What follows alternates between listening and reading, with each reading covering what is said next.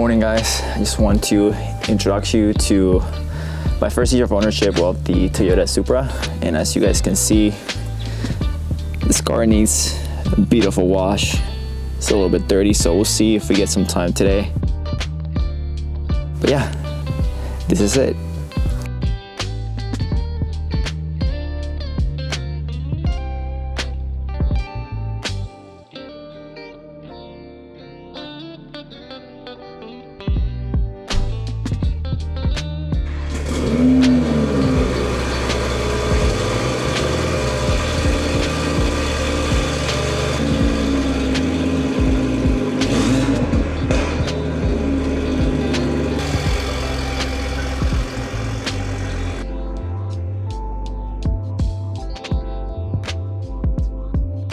I got this car on August 13 from last year and traded my X3 M40i for it.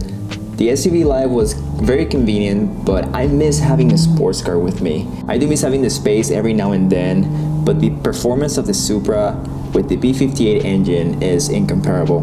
My Supra is still somewhat stuck, besides the fact that I installed catlet downpipes from VRSF to wake up the sound a bit. If you own a turbo car, downpipes are a must. It's the easiest way to add power for cheap if you also add a tune to that setup.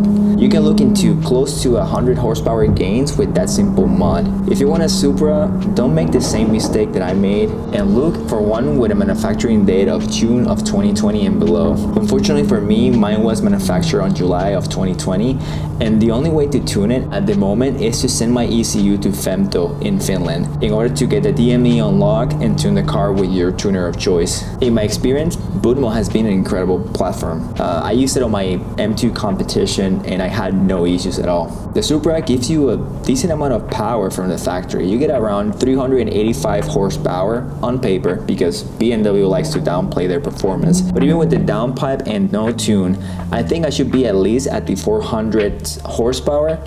But the check engine light will show up unless you use a high flow catted downpipe instead. The car feels amazing in the road. It's very comfortable even for longer rides, but also sporty and fast when you want it. I'm currently using IBAC springs.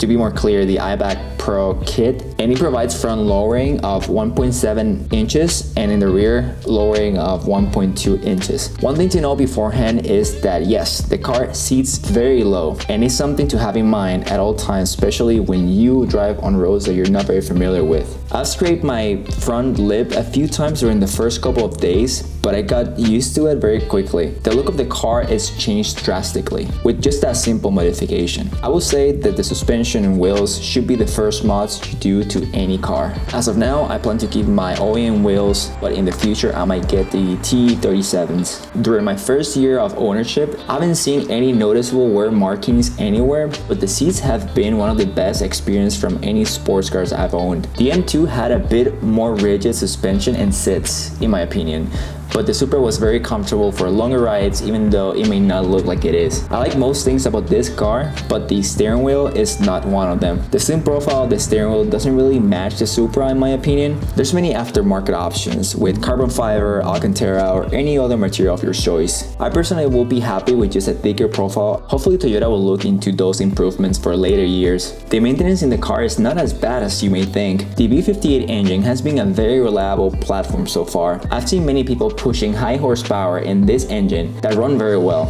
As for regular maintenance, the most expensive thing I can think of are the tires. Oil changes are usually pretty affordable. I pay around $80. One thing to keep in mind, especially with the 2021 model Supra, is that BMW made a new revision of the B58 engine by replacing the previous two-port design of the 2020 Supra, making 335 horsepower for a six-port design that makes 385 horsepower. The issue that this brings is the increase of oil consumption. Some people have experienced lower oil levels as quick as 2,000 to 3,000 miles after an oil change. As for me, I have experienced this twice, and after getting my car diagnosed, everything seems to be normal, and it's just a thing of the 6-port B58 engines. Something to keep in mind if you're looking into getting a Supra. Unfortunately, even though the car is great, space may be an issue for you. The trunk has a space of 10.2 cubic feet. If that's not an issue for you, it can be a good daily car, but you should have a secondary big car with didn't need it. As for future performance mods, I have in mind to get new wheels. As I said before, I love the look of the TE37s on the Supra. Also, I would love to have the car tuned to get good use of my catalyst downpipe and get good power gains with it. End to end, I would like to add an exhaust to amplify the tone of the car. I'm not sure which brand I will go for yet, but you guys will see it whenever it gets installed. The whole experience with this car has been great. I will say in terms of enjoyment, I still place my old M2 at the top, but the Supra has the best overall driving experience.